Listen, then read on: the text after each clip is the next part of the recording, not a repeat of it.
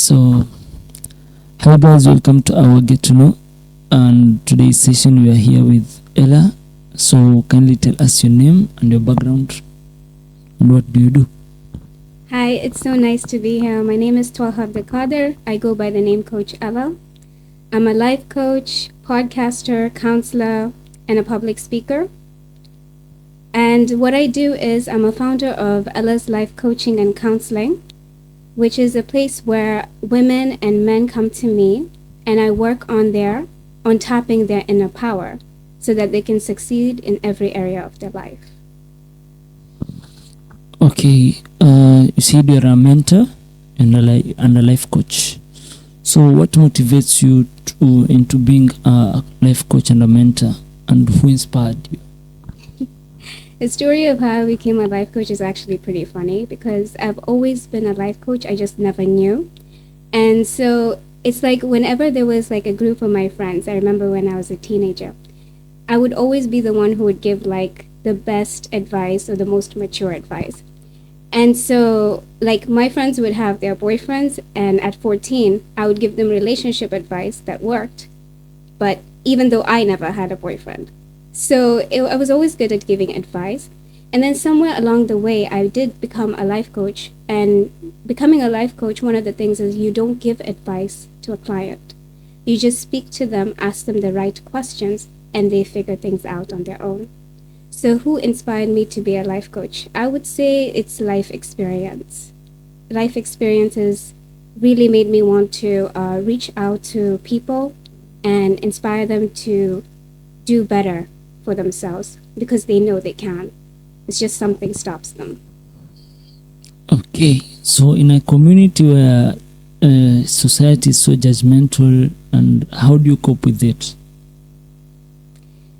Well, that was pretty tough. When I came back to Mombasa, I grew up in the Emirates, so life was different there. When I came back to Mombasa, it was pretty challenging, facing, especially from family members, the way that I was, the way that I speak. Sometimes it's just not taken very, very well. So what I would say is in any society, you just have to show up as yourself. Because if you don't, the world is ready to tell you who you need to be. And why should you adjust to the world when the world can adjust to you? I would say show up as yourself, whatever that might be. As long as you're not offending someone, as long as you're not hurting someone, just be yourself. Because there are people that will draw to you, that will come to you, and that's the right tribe for you. Okay, so I just want to get to know you better. Okay. So, where do you go to school to? Where did you get to school to? And how was life being at that age? And in school, a teenager's life, how was it? So my schooling was in the Emirates, and I actually studied in an Islamic school. So it was pretty much, how do I say? I don't want to use the word restrictive, but there were a lot of rules that we had to follow. And being in Dubai, well, we wasn't really exposed to much, at least at that time. So I would say growing up as a teenager, it was pretty good. It was pretty, well, I can't say like I faced a lot. I had like a lot of good friends. But I would say that, being a teenager, I think in this day and time, it's a little bit challenging because you're made to grow up a little too fast. That's what I see with a lot of teenagers. And they face a lot. And so they may not feel they have the right support at this time. But this is where, going to a proper mentor comes in. Choose a mentor who has been where you are and can help you navigate in life. Okay, that's nice. So, how do you break the mold so people can have an can be open-minded in this generation that we are in? Well, first you need to know yourself. Who are you? What are you about? And because see, people will always judge you. Whether in a good way or bad, people will always judge you. So who are you, and who are you showing up as? As I said, I mentioned earlier, you will either attract the right people to you and repel the ones that are not meant to be in your life. So are you ready for that? Because in this society, we're always told to hide ourselves. So when you shine, expect two things to happen. You will either lose or gain people, or both. So, how do you learn to say no without feeling guilty? Wow, that was pretty difficult, especially when I first became a life coach. Because as an empath, you want to help everyone, everybody. Someone will come and tell you, I don't have money for this, but I really want coaching, I really want therapy. And you feel bad and you're like, okay, fine, let me help you out. But then there was an incident that happened, and I saw one of someone I knew. She would tell me I don't have money for this, but at the same time, the same person was going clubbing and spending so much money. So I was like, okay, but if you can invest in that, you can invest in yourself. So that was like a wake up call for me. Plus, I also asked myself, how does it feel to me when I'm doing this?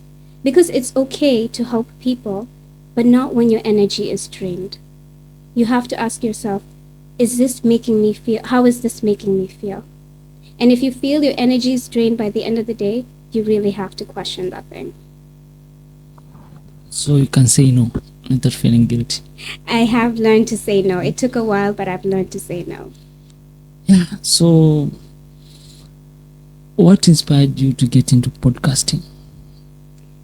So back in 2020, during the COVID period, majority of the time I was working in an IT company. So majority of the time would be at home.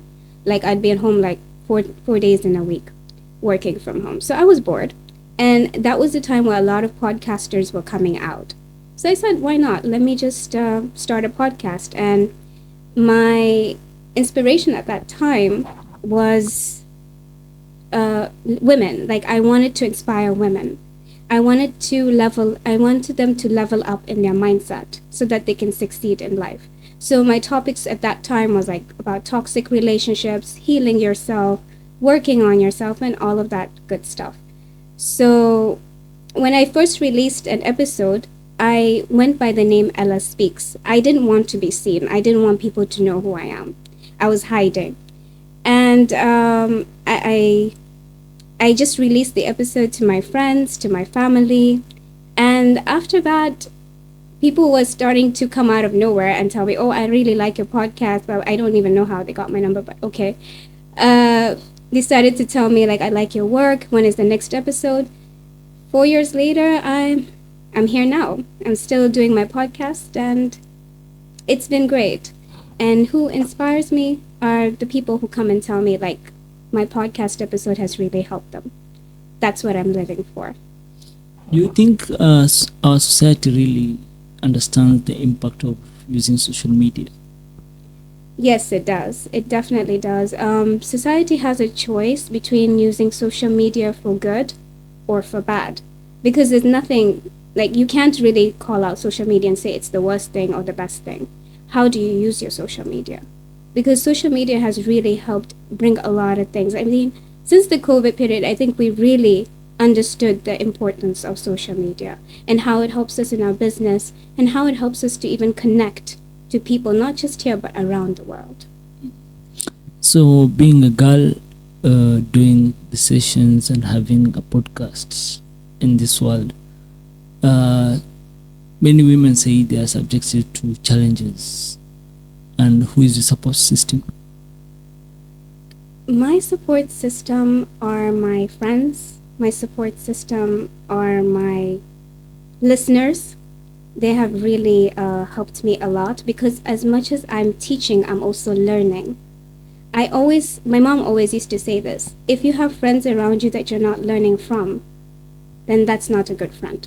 So I make sure that the people around me are people that I'm learning from as well. Friendship should be about give and take, not just take. So I make sure that it's both ways. And happily, we're not keeping tabs. I love how you speak about friends. So I really want to have friends that you have. So You can be my friend. Yeah. So how can you describe a friend, a true friend, or real friends, that people that speak that they have bad traits, or they have bad characters, or they have even bad influence to them, and you speak highly of them? So can you describe, like, who are really the real friends that you should keep? Real friends are people who not only make you feel good, but they make you feel bad in a good way. I'll explain. They are not afraid to tell you the truth. They're not afraid to take you aside and tell you the truth. They're supposed to be woo woo woo in public, but behind they should be like, girl, that's not right. So a true friend is someone who tells you the truth. A true friend is someone you feel good around. I think majority of us, we gaslight ourselves into thinking this person has been in my life for so and so many years, and we have seen the red flags, but we keep covering it up. We keep gaslighting ourselves that it's not so bad. If it wasn't so bad, then why would you feel that way about that particular person and nobody else? So that's how you can tell that this person is not good for your life. And there's a book by Robert Greene called Law of Human Nature. So in that, he talks about micro expressions. And I talk about this in one of my podcast episodes too. Watch your friend when you're telling them good news and when you're telling them bad news. And those expressions that come on their faces, like sometimes they'll have that look in their eye, or they will have a smirk, when something is not well for you. So just pay attention to that, because that tells you the truth. Okay. So you're a life coach. So describe to our viewers how your life coaching philosophy and what drives you, your ideology to people, and who are your ideal clients that you deal with? Okay, so I'll answer the last question first. My ideal clients is anyone who is sick and tired of being sick and tired. Basically, they're not happy with any area of their life. If they're not happy with their career, maybe they want to quit their job and start a business, but they have a fear. That's my client. Maybe they're in a toxic relationship and they want to get out. That's my client. Anything to do with any area of your life that you feel you're not happy in, that's my ideal client. And not just not happy in, but you want to do the work. Because life coaching is not easy. I'm not going to be your best friend. I'm going to be someone who's easy and simple to talk to. And of course, confidentiality is key. But we're not your best friend. We would tell you the truth that nobody else can ever tell you. We are not going to sugarcoat things because we want the best for you. And my life coaching philosophy is more like, I really want to tap into your inner power. I believe we all came here with gifts. And most of us are not using it, either because we have beliefs that we were subjected to when we were young, or somebody somewhere has told us you can't do it, and so we carried that with us. Or it's just a matter of feeling like society is taking over and I need to do what society wants me to do. So I want to help you with your gift. I want you to shine. I want you to bring it out, whatever that might be. Yes. Okay, so you say you help people who have fear in doing stuff. So what do you think is the biggest fear that people dealing with stress and mental health? I would say when it comes to stress and mental health, what I've seen, especially with a lot of my clients, is that they gaslight themselves. They tend to gaslight themselves. They tend to tell themselves, this is not a big deal. Everyone goes through this. Even though they are physically, mentally, emotionally being drained, changing, and they can see that, but they tell themselves it's not bad enough. This is not a big deal for me to go seek help. And so there's the fear aspect comes in, like, am I even worth the help? So how you can work on that is that you need to find a support system. You need to find a good friend, or you need to find a therapist if you can afford it. There are quite a few therapists that are doing free sessions, and even some at affordable prices. And ask yourself, who is worth my story? Because you need to talk to someone. And when you share a story, someone out there could also be going through the same. Maybe you two can support each other. Yes. So you said you are a life coach, and people come to you when they have stress or they are dealing with mental health. Who do you run to when obstacles arises? Who do I run to? Well, a life coach also needs a life coach. And I'm also a therapist, and I need my own therapist. I'm not ashamed to say it. I do have my own therapist that I go to sometimes, because there are things that I am healing from, and healing is a journey. As soon as I recognize that it's too much for me, I take a break. I let my clients know. After, of course, I've served them, that during this period, I'll be away. But should you need any assistance, there's a way that I can always help them out. And so I have to take care of myself, because I need to be the best version of myself for my client. Okay. So people always motivate themselves, and they really find inspiration through even difficult times, but they don't know when to say, now I need to take a rest. Mm-hmm. So how do you advise them on, you say we call it mental masturbation.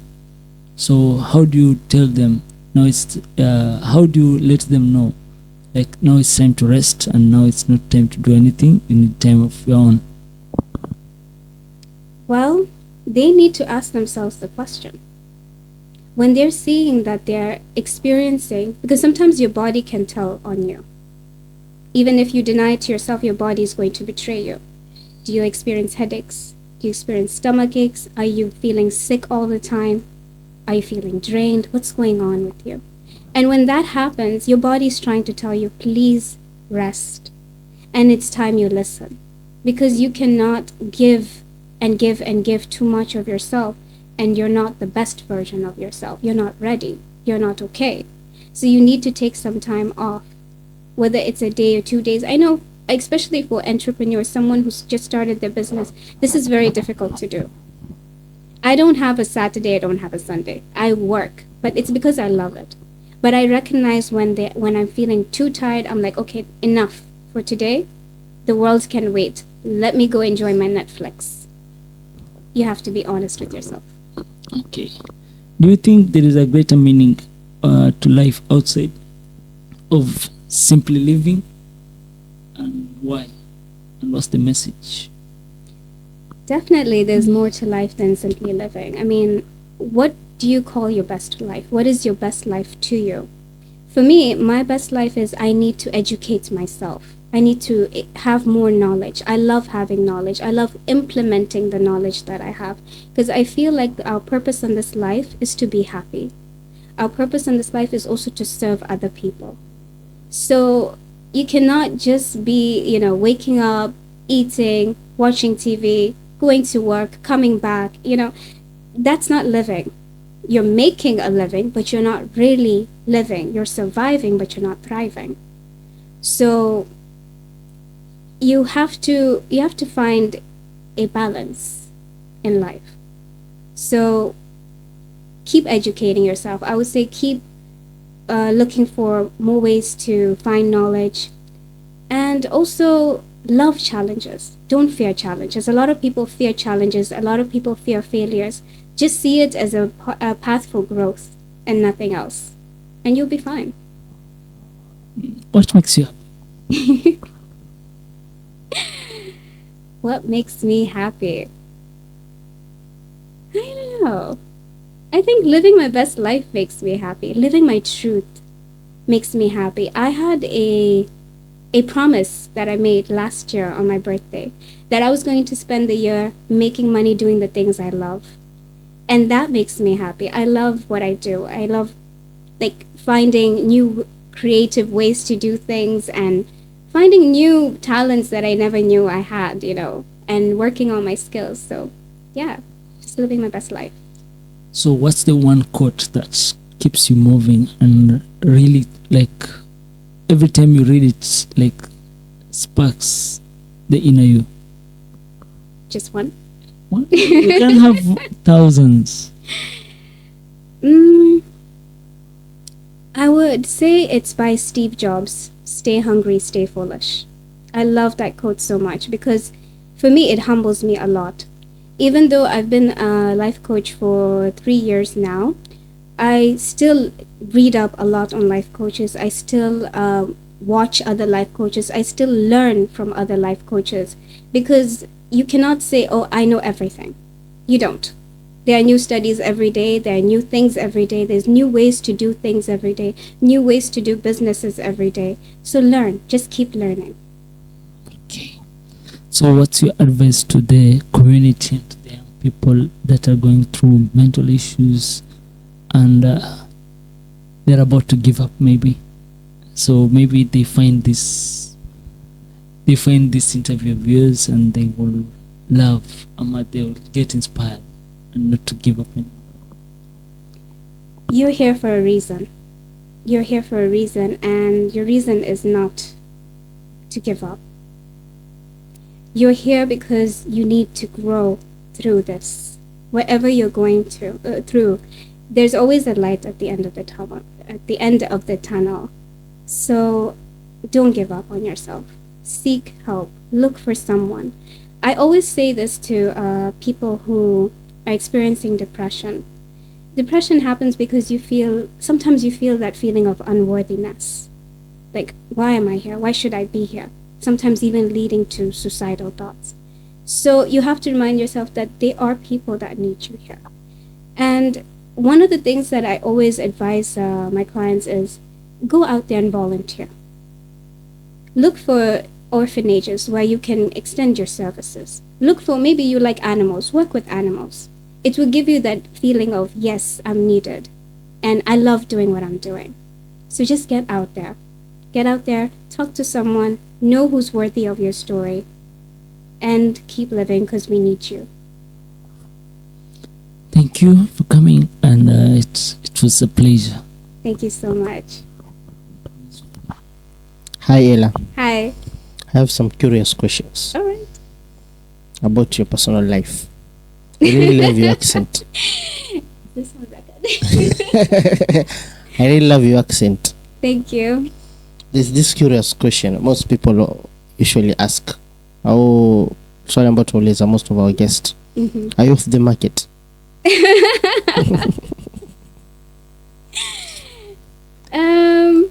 Are you married? Maybe are you engaged, or do you have children? No, I'm single at the moment. So you are in the market. Yes. Expecting watu wanaweza kuja kuletea tia maneno. Sawa.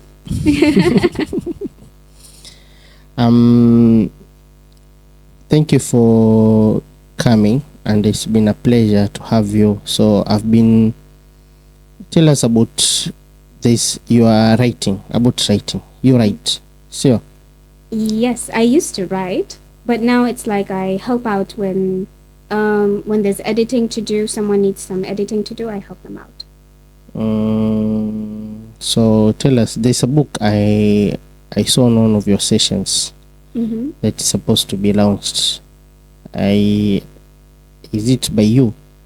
No, that's by Mombasa Jitambue. The mentees actually wrote that book. So you're also a mentee there? No, I was for the first, I was a mentee. I started out as a mentee. I came there because I wanted to perfect my public speaking.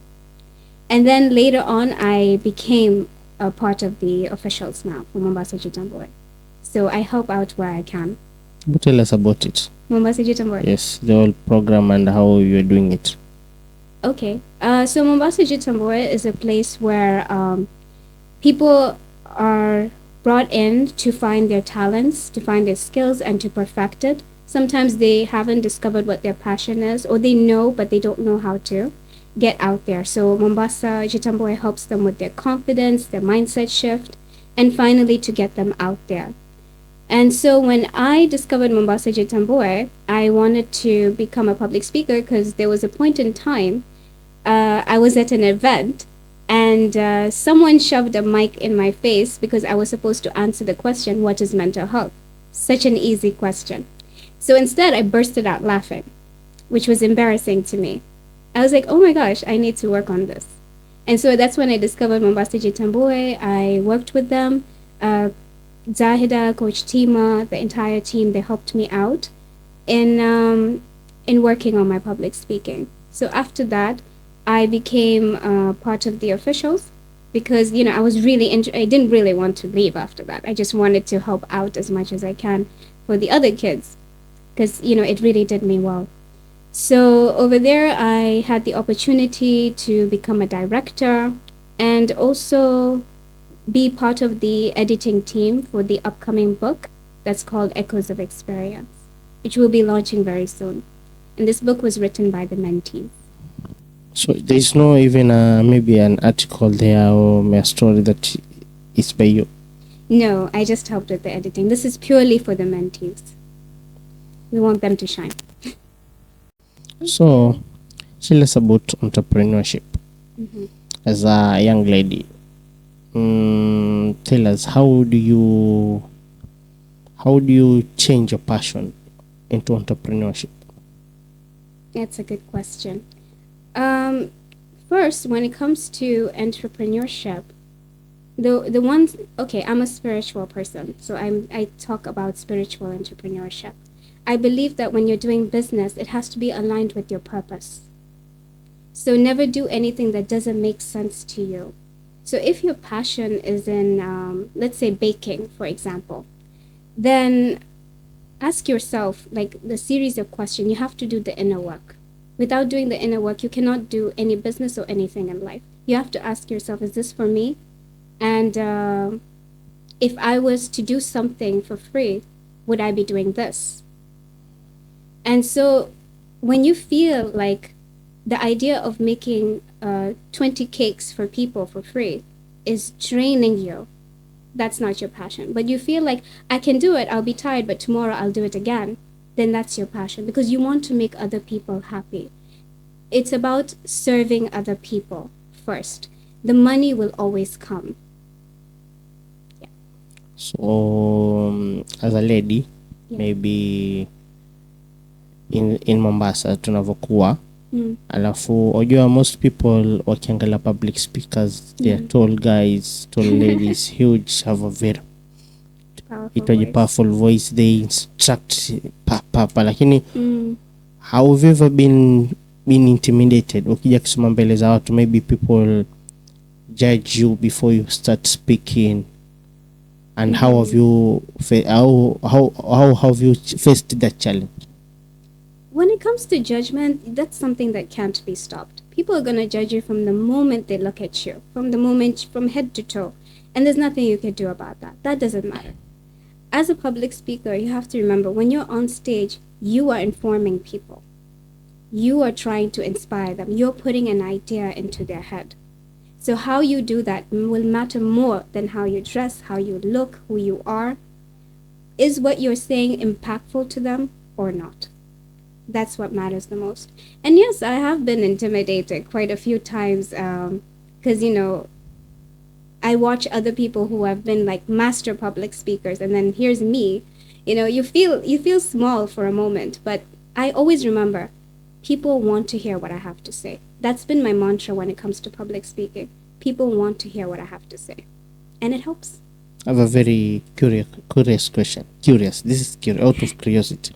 Okay. You grew up in the Gulf for so many years. You have a very good English, perfect one. Thank you. Lichapua, how good is your Swahili as an African? Naongea. Well, maybe answer this next question in Swahili. It's a challenge. Guy. Please. So maybe describe this day. Ni poa? Okay, that's all I know. So how is it challenging? Maybe you coming back to Mombasa, you speaking out, maybe you talking. Most people in Mombasa prefer talking in Kiswahili. Yeah. Yes, they like talking in Kiswahili. Maybe the change in language, the change in weather? You can't say the weather because mostly it's kind of the same. It's the I think same, yeah. maybe in the Emirates it's a bit hot. Yes. So how is it challenging? Maybe the language barrier to Korea Mombasa.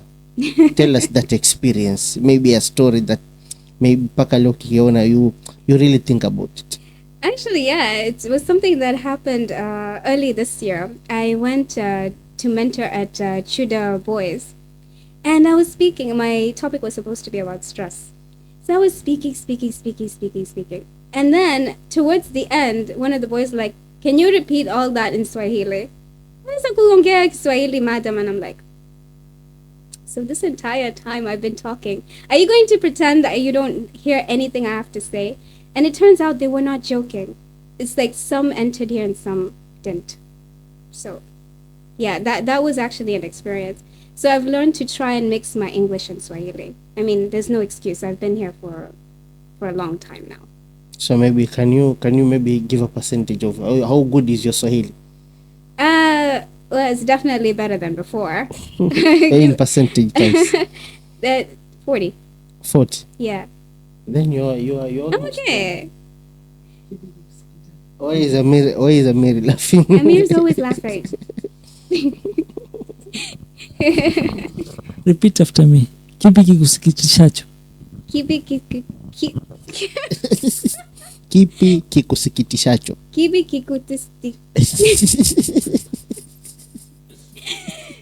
We're putting this up. So thank you for coming. It's been a pleasure.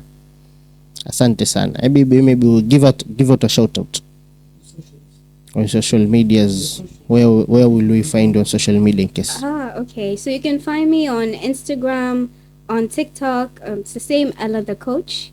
Aella the Coach. So kuna Yes. so answer tena your part. Okay. So you can find my Instagram. Okay, let me repeat that. You can find. Okay. So you can find me on Instagram at Aella the Coach. TikTok is the same, Aella the Coach. AELLA. And for those interested in my podcast, you can check it out on Spotify. It's called Aella Speaks.